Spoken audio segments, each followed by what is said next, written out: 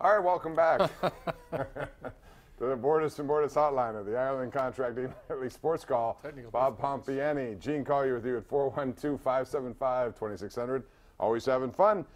Gene, I want to talk about the Devils last night. I thought they played a really good road game. They have a good team. They've added to that team.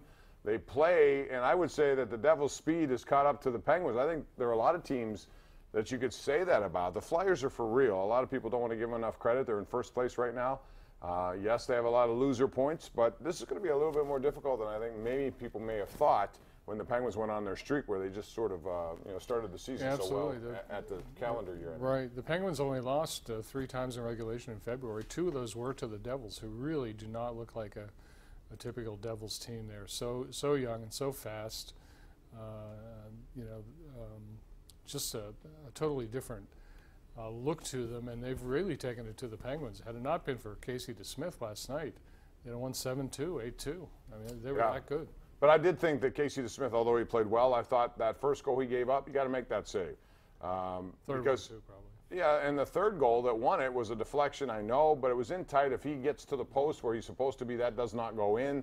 Take nothing away from what he did. I thought he did well, and it looks like Matt Murray, by the way, remains in concussion protocol, so he will not play tomorrow in Boston. They'll probably go back to Casey DeSmith. And this division right now is, the Penguins are in third place, and New Jersey's right behind them, 2 points out, and they have a lot of games left with New Jersey down the stretch as well. Let's go to the lines, Gene. George and Manessa is first. Hey, George, how are you? Good. How are you, Bob? I'm good, thanks. Gene? Good. Hey, I got a couple Pirate questions real quick. What do you guys think about this grievance against them? I'm sure it'll come to nothing. And my other question is, what happens since Gunga isn't coming back? What happens to all his salary money? Is that money that they can use that they're not using as always, or is that? I mean, that's money for them. They don't have to pay him. He's suspended. He's not. They didn't pay him last year. They didn't pay him last year, so they saved all that money last year too. And as far as the grievance, I mean, I think it's a legitimate grievance. I think there's a lot of money coming in, and they haven't proven. They're the only major league team, the only one not to have signed a major league free agent this offseason. Is that right? Wow, I didn't know that. So what does that say? Well, the union does not really care, in my view, who spends what, as long as everybody spends a lot.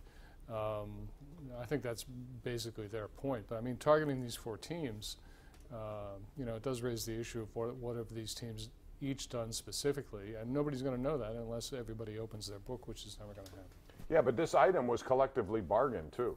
So the owners know what they're supposed to do, and there was money coming in, especially with that BAMTech money that was additional to the revenue sharing money, and you add the Gung money to it. I mean, there's a lot of money that they haven't spent yet. So again, whether or not they do or don't, I think there is a raised eyebrow. That's just the way. No, I think so. And even in Coonley's statement, the official statement released by the team president, he did say where the money went, and that is within, the construct of the collective bargaining agreement.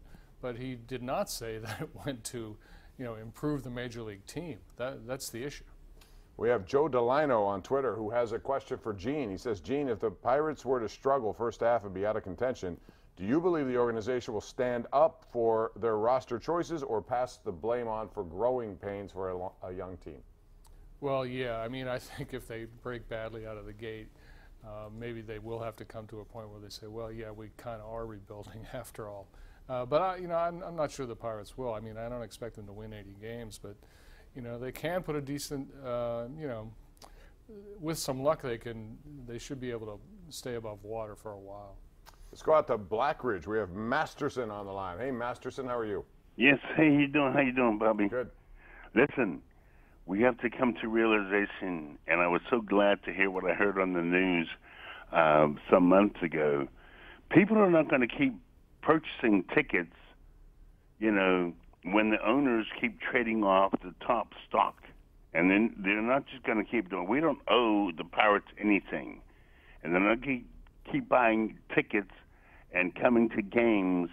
It's going to be lesser and lesser. And I said this a long time ago. I says, people are not protest or picket, but people need to stop coming to the games if the owners keep playing tricks and keep trading off our top stock.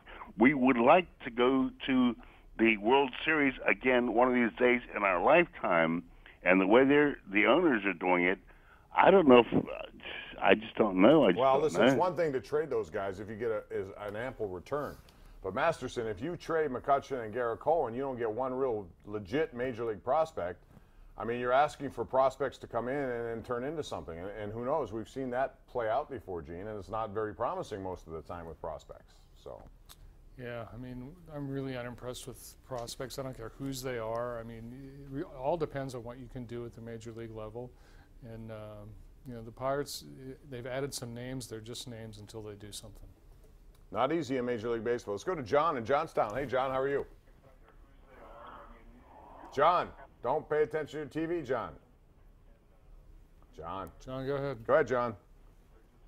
John, either you fell asleep or you weren't listening. Come on, John, call us back. Harry in North Hills. What's up, Harry? How you doing? Possible that he Yeah, Bob, I have a question. I know in high school football, you have to maintain a QPA of 2.0 to play. Is there such thing as a QPA in college basketball? Well, and you if have to there's become not, academically. why don't they just pay the players to play instead of trying to maintain a certain QPA? Gene, you have to be academically eligible, but here's the problem with paying. You make it sound like it's easy to pay everybody. If you do that, Title IX means you have to pay everybody. Gene, that would involve, how many sports are we talking about here? And everyone would have to be paid. You can't just pay the football team or the basketball team. You have to pay everybody if you do it for one team, don't you? Yeah, and I think that's a great idea. I think you should have to pay everyone and see how that changes the construct of college sports. It might actually make it make sense. Yeah, and also tuitions will go up again and again. Again, it always does. That's the one thing that constantly happens. All right, let's go out to line 2. That's Mary in New Kensington. Hey, Mary, how are you? Hi, I'm okay. Can you hear me? Yeah. Yes. Oh, okay. Well, I'm not a sports expert like you guys, but is it too late to get a first-rate goalie? Because the Penguins were doing great without Brassard, and I don't know, what they gave away for him, but is it too late to trade him to somebody and get the trade a deadline goalie? is Because over. I think we need a goalie.